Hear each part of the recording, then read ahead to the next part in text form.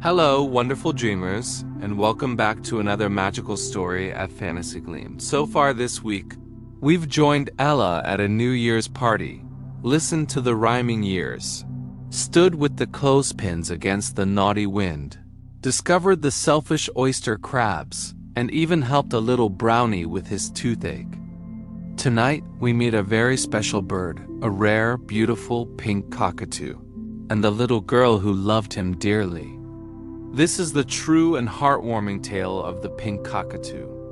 It was the morning of Natalie's birthday, and the sunlight slipped gently through her bedroom window.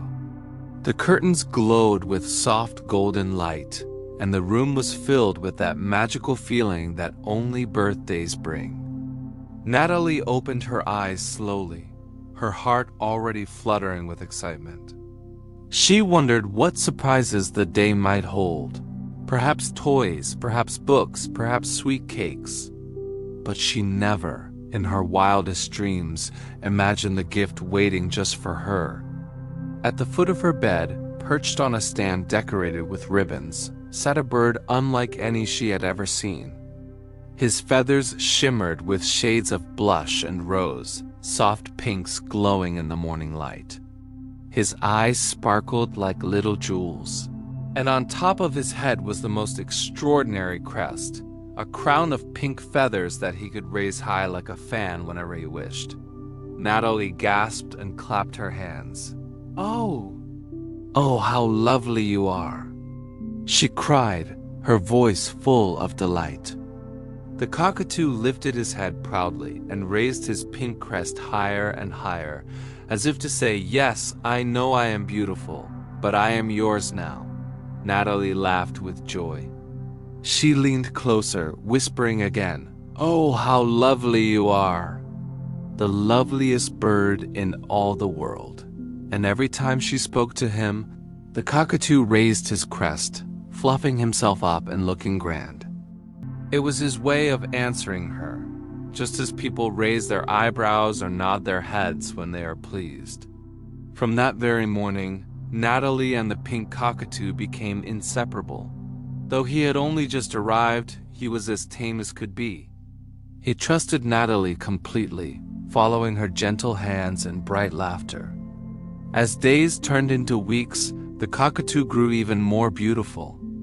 His feathers shone, his crest grew taller, and his eyes twinkled with mischief. Before long he began to talk, just like a parrot. His voice was funny and squeaky, but clear enough to copy words he heard often. "Pretty bird, pretty bird," he would chirp. "Lovely, lovely," he would sing when Natalie praised him. And sometimes, to everyone's amusement, he would simply call, "Natalie, Natalie." Whenever he wanted her attention, he followed her around the house, hopping along the back of chairs, flapping clumsily from one room to another, and perching on her shoulder whenever she sat down to read or play. He was no ordinary bird. He was her companion, her birthday gift, her friend.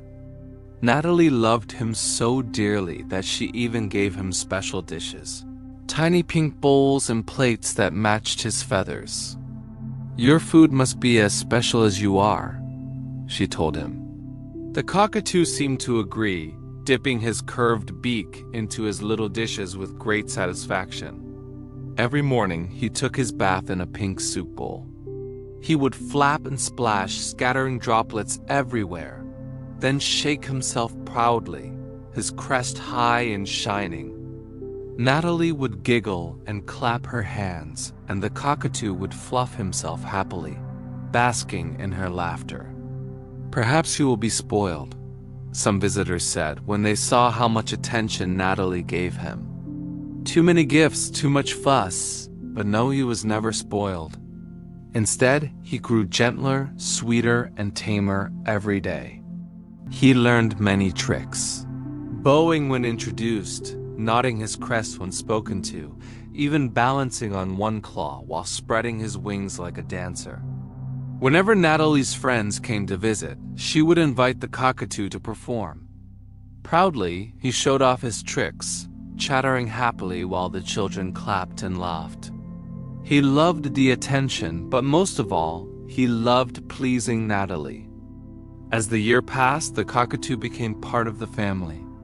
He was not just Natalie's pet, he was her partner in all adventures, her secret keeper, her daily joy. Then, when Natalie's next birthday came around, she decided her party would not be complete without him. She sat at her little desk and wrote invitations to all her friends. At the bottom of each card she signed, "This party is given by Natalie and the Pink Cockatoo." In the corner of each invitation, Natalie carefully drew a picture of her beloved bird, coloring his feathers the softest shades of pink. When the cockatoo saw the invitations, he grew so excited that his crest shot straight up, taller than ever. He tilted his head, stared at the drawing, and in his funny little voice, he said, "Goody, Natalie." That was his special pet name for her, Goody. He always called her that, and the sound of it made Natalie laugh and hug him close.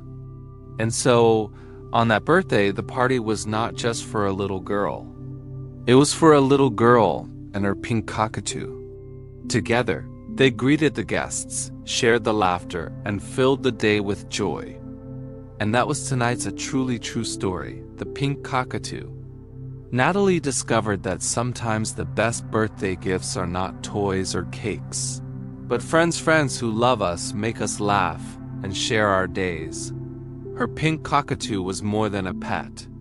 He was family.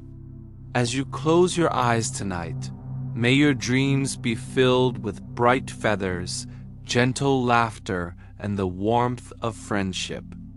Please subscribe Fantasy Gleam to get this type of story regularly. Good night, wonderful dreamers. Tomorrow, another magical story will be waiting just for you.